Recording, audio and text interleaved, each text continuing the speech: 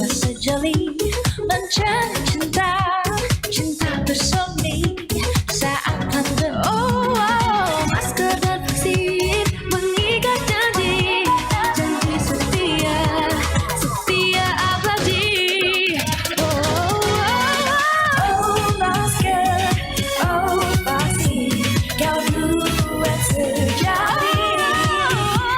Ayo masker, ayo vaksin, tiada yang dapat merenggut sehatmu. Masker, vaksin, kau buat sejati. Ayo masker, ayo vaksin, tiada yang dapat merenggut sehatmu.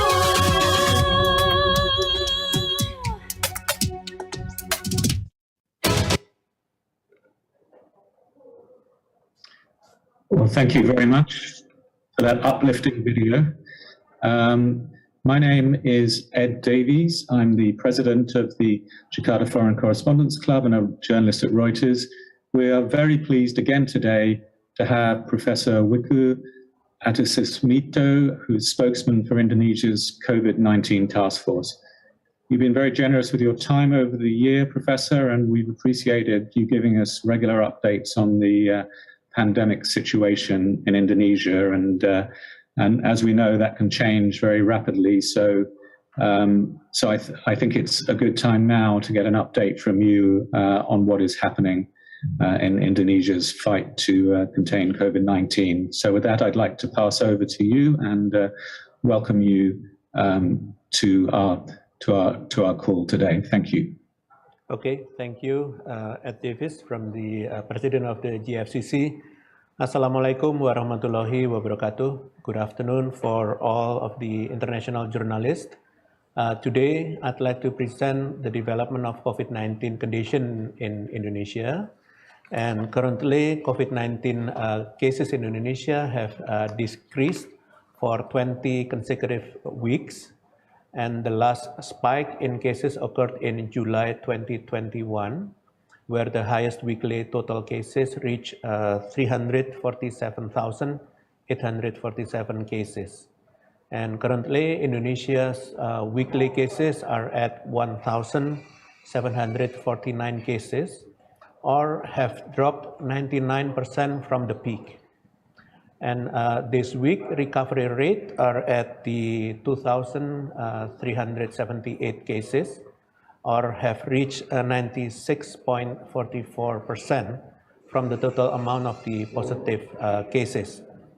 The good news is this relatively high recovery rate is in line with the fatality rate, in which during the last week, Indonesia recorded 59 deaths. Indonesia active cases also continue to decline, where currently there are 7,526 cases, or 0.18%. This percentage is much lower than the world's current active cases of 7.93%. The COVID-19 test will continue to be improved. More than 1.3 million people were screened during the last week, which is an increase from the previous weeks of around 900,000 to 1.2 million people. With this large number of tests, Indonesia positivity rate remains under control at 0.12%. The decrease in positive cases and the positivity rate also reduces the bed occupancy rate, or BOR. And this week, the BOR of isolation rooms at the national level was only 2.77%. And one of the things that we are still keeping an eye on is reproduction rate, or RT, as the numbers have been increasing in recent week. Currently, the RT value in Indonesia is 0.97, which means that it will soon approach 1. Although the cases in Indonesia is currently under control, the government continues to intensify the vaccination program, especially the second dose of vaccines, to provide maximum protections. And currently, the achievement of the dose 1 vaccine is 68.45%, and second dose is 47.59%. Unfortunately, there are still 21 provinces with the second dose vaccination coverage below the national figure, and the effort needs to be made to improve immediately. In this next slide, I will try to discuss in depth the topic of the Omicron variant. And to date, several regions or countries have confirmed cases of Omicron, such as Italy, Germany, the Netherlands, the UK, Australia, Canada, and also Israel. In fact, currently Japan, Hong Kong, South Korea, Singapore, and Malaysia, which are neighboring countries to Indonesia, have also confirmed the presence of the Omicron variant. Like most countries in the world, Indonesia's neighboring countries have also taken anticipatory steps to prevent this variant from spreading more widely in their country. And these 6 countries have taken several mitigation steps, including Japan closed its border to all foreign citizens and imposed a strict quarantine policy for Japanese nationals who came from countries on the Japanese red list. In addition, close contact tracing of Omicron cases and evaluations of the PCR reagents were also carried out by Japan. Hong Kong imposed a mandatory 21-day centralized quarantine and a 7-day self-quarantine thereafter.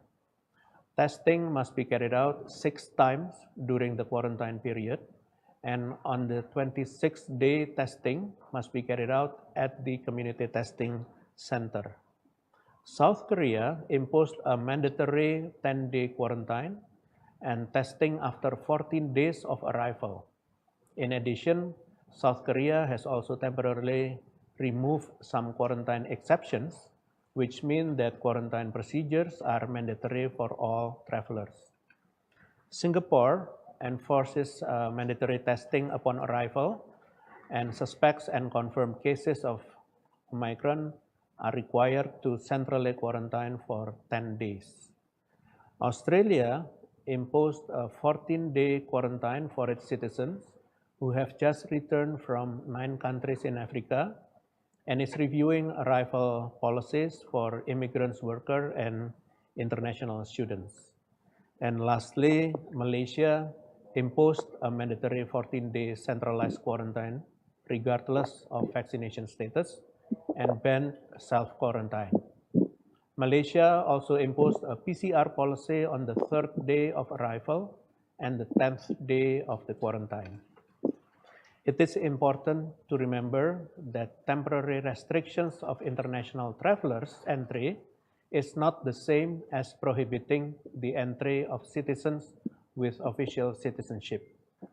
Temporary restrictions are imposed on international travelers of any nationality who reside or have a history of transit in restricted countries.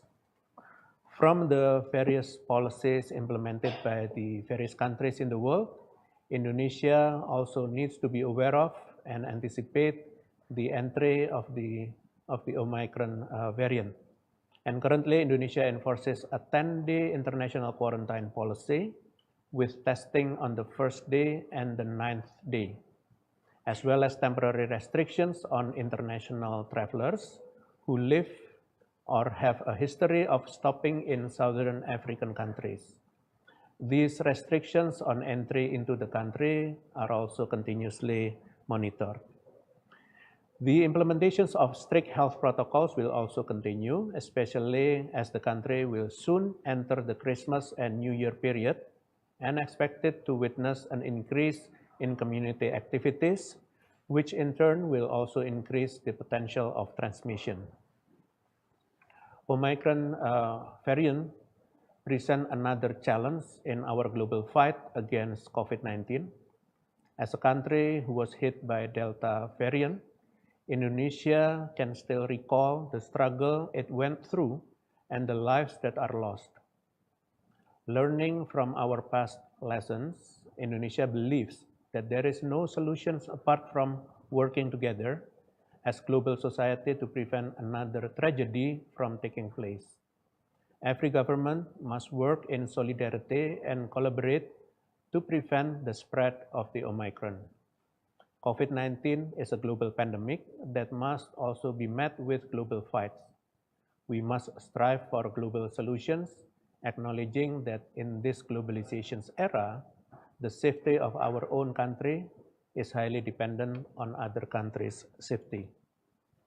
Next, I will describe the layered COVID-19 control strategies set by the Indonesian government in order to anticipate the potential increase in cases. This potential can be triggered by community activities and the dynamics of the COVID-19 variant.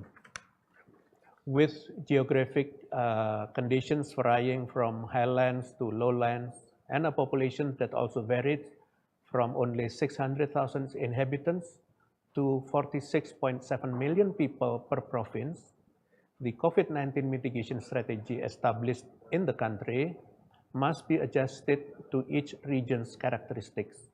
Currently, the central government is coordinating the control of community activities down to the district or city level using regional level guidelines adopted from WHO guidelines. And currently, the Indonesian government, especially ahead of the Christmas and the New Year celebrations, to maintain the decline of the national cases and suppress the upward trends in cases that have begun to occur in several districts and cities. And the government has issued a national COVID-19 control strategy, including the first is the situational domestic mobility restrictions. The government implements an odd-even system in agglomeration areas, provincial capitals, tourist areas, and other areas that are adapted to increasing local mobility. Limiting domestic mobility with strict health screening for long-distance, routine, and logistical travel. In addition, a checkpoint command was established in the respective regions by the implementing agency for the transportation sector, the Civil Service Police Unit, or Satpol PP, together with the military and police force to conduct random testing and monitor mobility on land routes which often escape surveillance. Second, adjustment of the community social activities by regulating operations and tightening health protocols in worship activities, including calling for celebrations or gatherings to be carried out virtually, regulating activities in tourist attractions and in public facilities, as well as controlling Christmas and New Year leave, mudik, and also school holidays. Third, the monitoring community social activities by stipulating the obligation to establish a 3M health protocol task force in public facilities as a requirement to request for operational permits during the Christmas and New Year period. In addition, re-optimizing the COVID-19 task force in each regional administrative area from the provincial to village or kelurahan levels. If it has not been formed, the local government is asked to immediately follow on its formation and make sure to report its monitoring to a centralized system in the National COVID-19 Task Force. In addition to domestic dynamics, the Indonesian government also continues to monitor the dynamics of COVID-19 globally, given the inextricable linkages between countries. For this reason, the Indonesian government also anticipates an increase in cases due to the importation of cases and variants of COVID-19 by first extending the duration of quarantine after arrival at the entrance of the Indonesia to 14 days for Indonesian citizens who during the last 14 days have transited or traveled from a country known to have transmission of cases with the Omicron variant, the new variant of concern type, originating from within the country as well as several neighboring countries. For now, the countries listed are South Africa, Botswana, and Hong Kong, as well as Angola, Zambia, Zimbabwe, Malawi, Mozambique, Namibia, Eswatini, and also Lesotho. Meanwhile, Indonesia citizens or foreigners who have transited or traveled from countries other than those previously mentioned have an obligation to quarantine for 10 days. Second, the temporary postponement of the arrival of foreigners except for those who come from countries with a bilateral agreement scheme with Indonesia, diplomatic and service visa holders, ministerial level and above, and they're encouraged on state visits. In addition, kitas or kitab holders, as well as foreign tourists with a history of travel from countries without a case history of the Omicron variant and who can meet other travel requirements in Indonesia are also allowed to enter. In addition, travelers who enter on the basis of a diplomatic agreement who will also be released from quarantine obligations will continue to be monitored with a very strict health protocols, namely the implementations of the bubble system. And it should be noted that screening efforts for other international travelers are still being carried out, such as file screening and general health conditions, as well as retesting. The entry test must be carried out on the day of arrival and the exit test on the 9th day for those who are obliged to quarantine for 10 days. And on the 13th day of those who are obliged to quarantine for 14 days. In addition, in order to prevent the defense guard from collapsing, the government requires specimen from travelers from countries with Omicron community transmission to be sequenced, and sequencing for specimen from other countries will also be intensified. There are two things that I need to lastly emphasize. First, there are three aspects that must be controlled to prevent a spike in cases, namely preventing the importations of cases, especially cases with variant of concern, controlling safe mobility, and enforcing health protocols. And second, nearing the Christmas and the New Year's holiday, the COVID-19 handling policy in Indonesia will be increasingly dynamic, and please pay attention to the development in the upcoming days. Lastly, I will inform some additional updates on national COVID-19 mitigation efforts. The adjustment of domestic community activities toward the Christmas and the New Year period is a part of our COVID-19 mitigation strategy and our effort to prevent mutations due to the high transmission rate.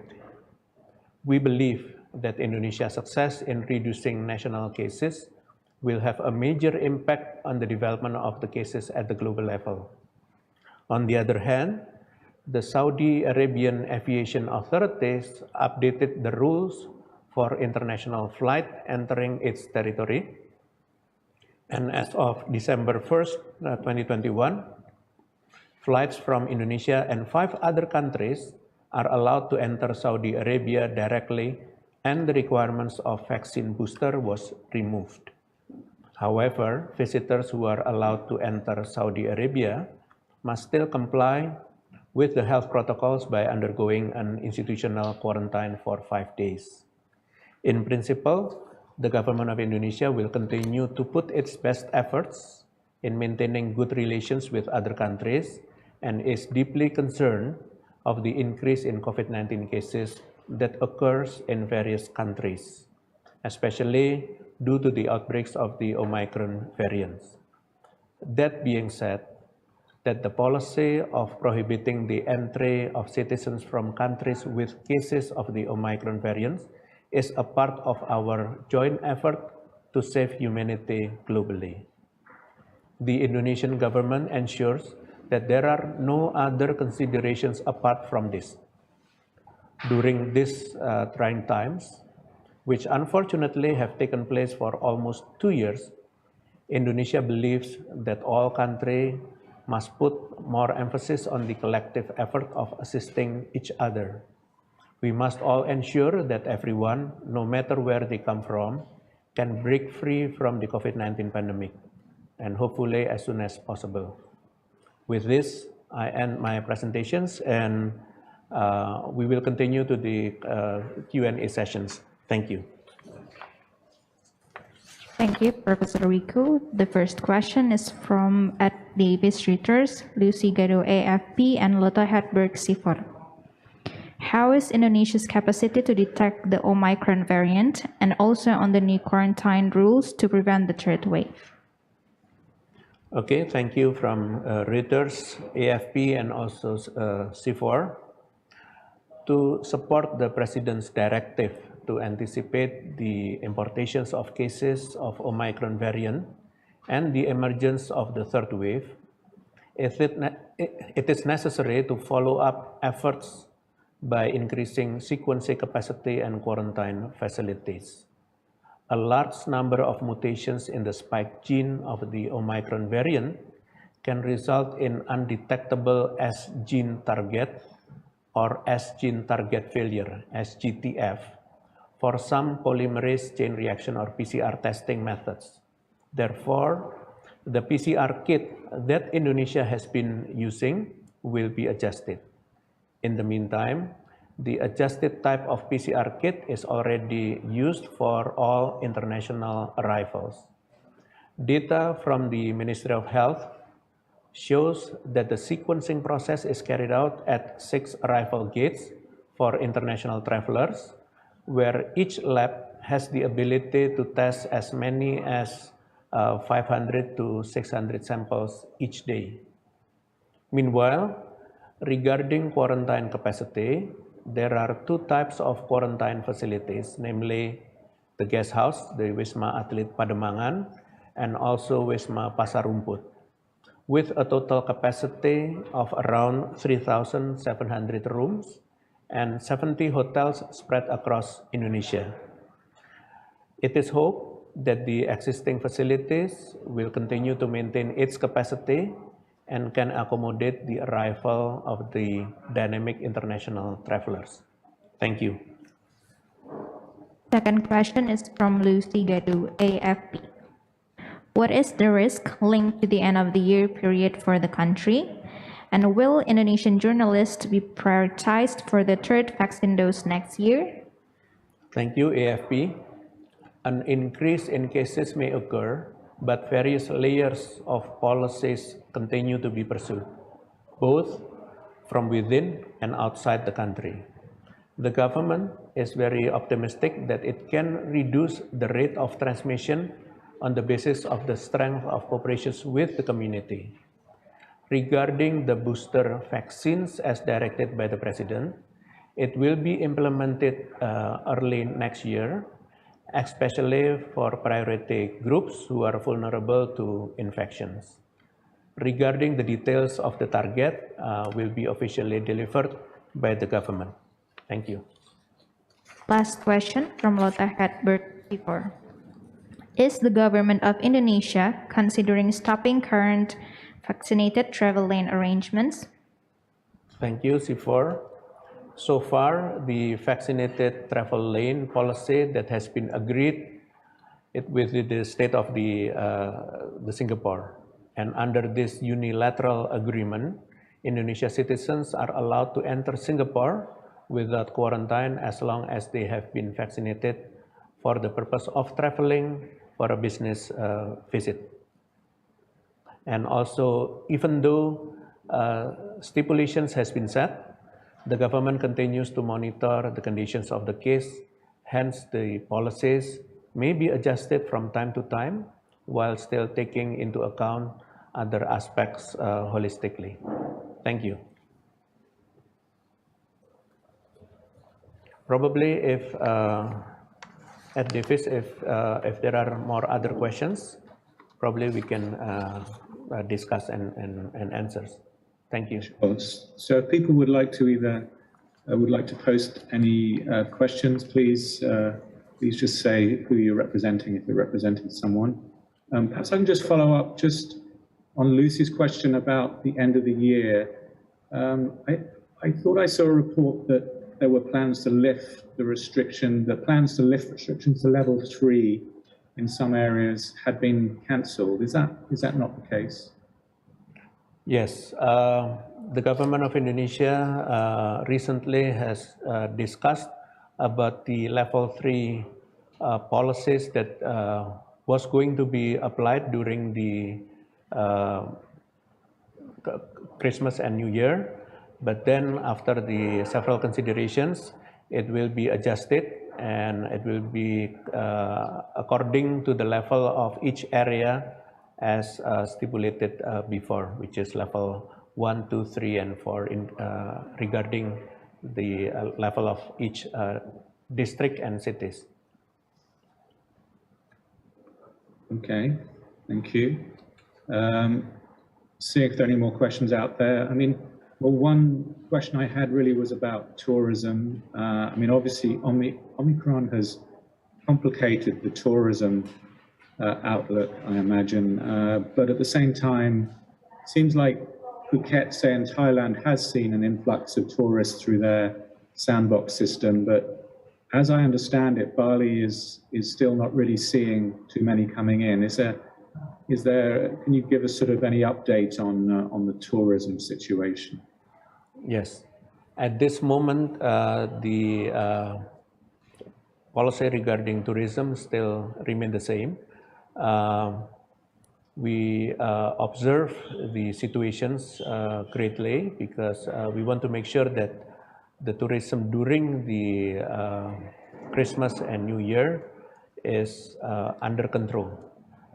Therefore, the people mobility and the screening policy, as I mentioned before, will be implemented strictly to make sure that people who are coming for tourism purposes, internationally or domestically to Bali, we want to make sure that they are healthy. Thank you. Okay.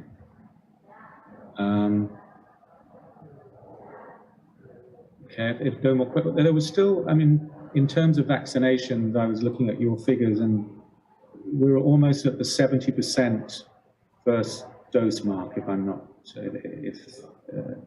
if I'm correct. I think that was a figure that the health minister did talk about when looking at reopening, that was a target I think that the UK had used. So have these figures been adjusted now in light of Omicron risks? Yes, at this moment, with the coverage of the first dose that almost reaching 70%, and hopefully that will be reached by end of the year. And the evidences that we received from international or other countries, it seems that the vaccinations policy that we have and coverage still protective to the people, and we will continue to monitor the development of the research findings and survey findings from other countries. And of course, we will adjust the policy when the evidence occur. Okay, thank you. Still don't have any other questions at the moment. Just further on vaccinations, I mean, I was looking, I think your figures show different areas, obviously at different levels. What are the issues in some areas? Is it purely about people are too dispersed to, you know, it's taking much longer to get their first doses, or obviously in Jakarta, you know, has raced ahead, but I'm just wondering what are the obstacles you're seeing in other parts of the archipelago in terms of vaccination? Yes, there are several challenges to make sure that the coverage of the first and second dose in all regions, districts, and cities to be met with the national targets. But of course, there are obstacles related to the logistical issues and also vaccinators.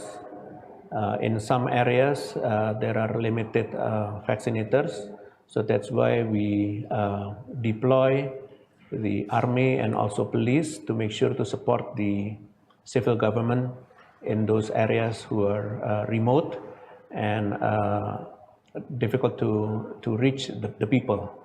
And at the same time, we promote the promotions of vaccinations to make sure that the people understand the importance of the vaccinations. And it seems that it's quite well in terms of the progress at this moment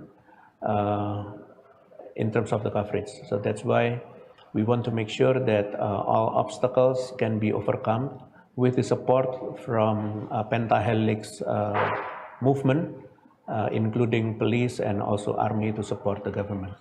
Thank you. And has there been any discussion, I mean, on mandatory vaccinations? And this is something obviously being discussed in Europe and some other countries in terms of trying to ensure that everybody, you know, to try and prevent vaccine hesitancy or just to try and force people to, you know, to become vaccinated. Is that something that you're looking at?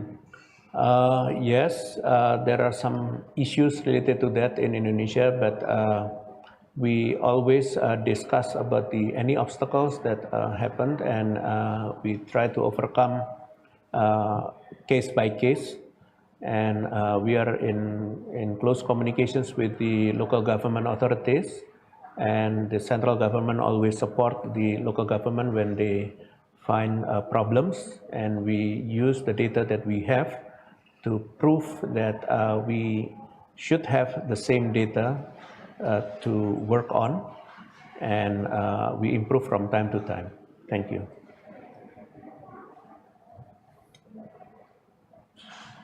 Thank you. I mean, in terms of, I don't know how much this crosses over the task force, but in terms of general visas, I wondered whether you sort of look at, you know, I think for quite a while, visas of national importance have been the ones that have been favored, and certain business visas, you know, whereas I think perhaps with journalist visas, we're not at the front of the queue yet. So just a sort of broad question of whether this is something that the task force looks at as to, in terms of priorities for foreigners who are going to be allowed to come in. And obviously with diplomats, they've been allowed to come in all through this period. And if you had a KITAS, I think you were okay if you could roll it over. But in terms of people outside the country, I mean, we haven't had many foreign journalists coming in because of visas haven't been issued. So I just wondered if that's something you're able to comment on. Can you repeat the last part?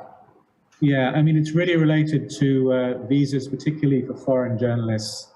You know, that some people have applied and they've been told that, you know, for now they're not being approved, at least until the new year. So I suppose it's just a question of whether this is, you know, a discussion amongst involving the task force where you're looking at priorities of different groups. I mean, I think the last foreign journalist that came in was several months ago, and then obviously the Delta wave interrupted things, and I think we all understand that. But I suppose we're just looking at whether there's a discussion for making the smoothing sort of visas for correspondence again in the new year, or any timing on that.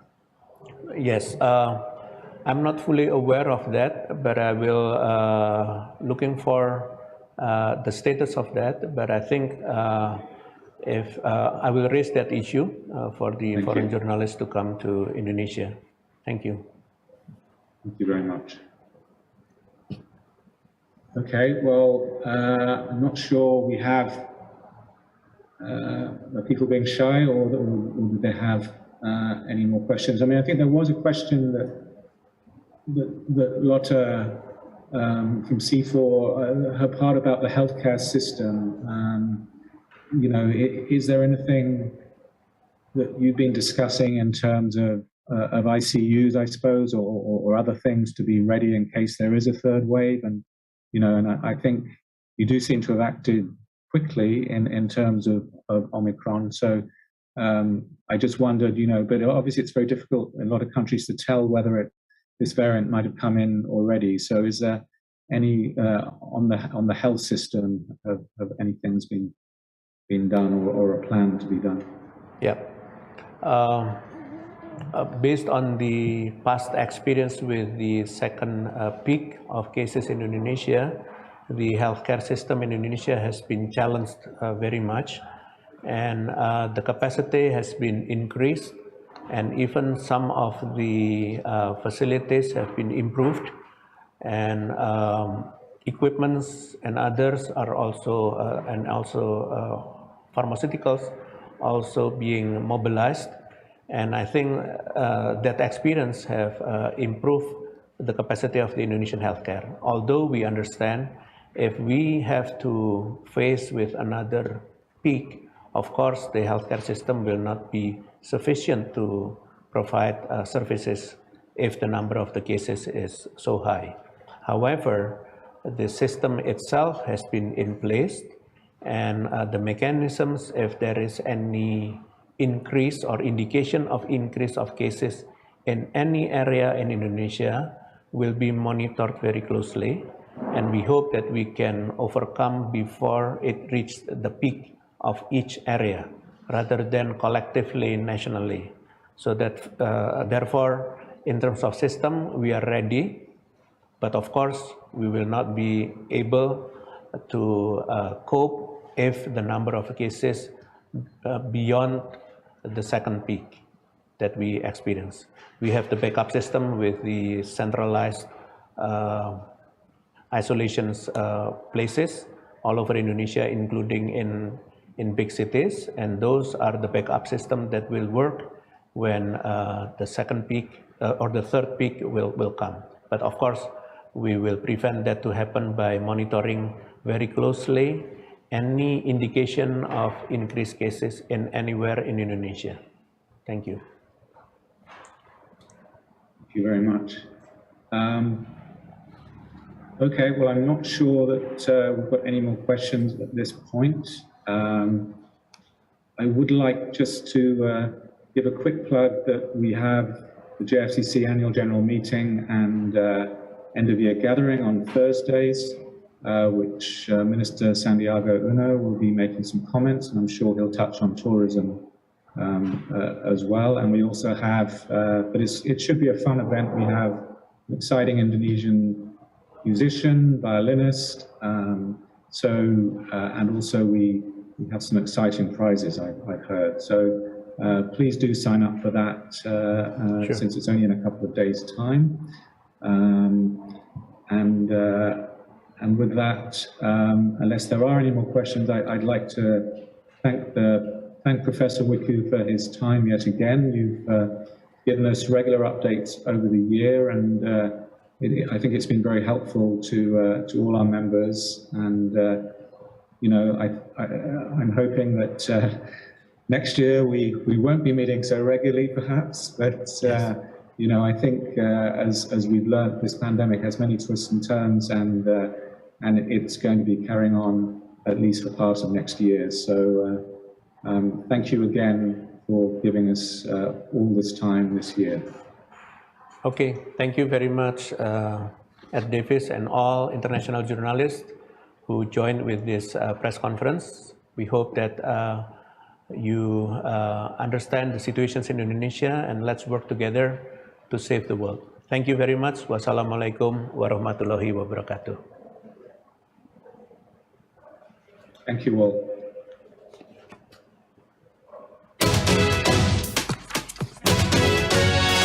Jiwa sejoli mencari cinta, cinta bersama.